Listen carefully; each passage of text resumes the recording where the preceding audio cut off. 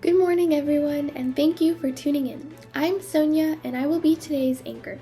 For today's news, we will focus on the evacuations of children in Afghanistan. Today's story comes from writer Guess Mucho, appropriately titled 69 Children Evacuated Without Parents and published by the Afghanistan Times. Moving on to the details. This report takes place in South Asia, Afghanistan. Regarding the current situation, nearly 70 children have been evacuated from the country without their parents.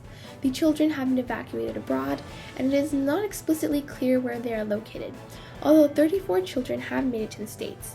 The United Nations Children's Fund stated that there are current investigations to reunite these children with their parents, although it remains unclear on how many, or if any, children have been reunited with their families. It is known that these children are being kept relatively safe and will be placed into refugee care facilities as directed by the U.S. Ministry of Humanitarian and Health Services.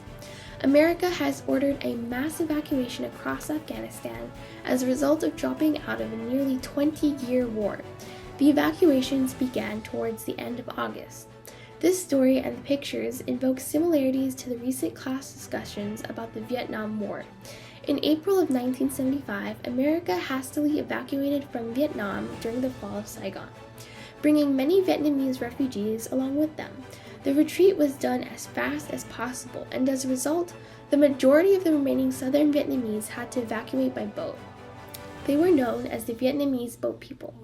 Similarly, America has also evacuated many refugees from Afghanistan, although it remains unclear what the remaining Afghan refugees will do to escape, or if there are any possible escape routes.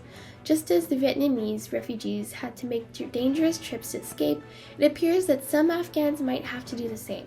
Many Afghans feel that their future and sense of security have been disrupted. It's estimated that some 3.5 million Afghan refugees have been displaced within the country. We will keep them in our thoughts and prayers. The bordering countries of Afghanistan, which are Pakistan and Uzbekistan, closed their borders to refugees. All Afghan refugees permitted to enter the U.S. will require background checks.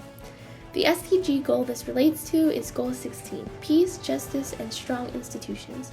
Evacuation efforts are a demonstration of how programs like the United Nations Children's Funds are helping to build strong institutions to enforce justice and peace globally.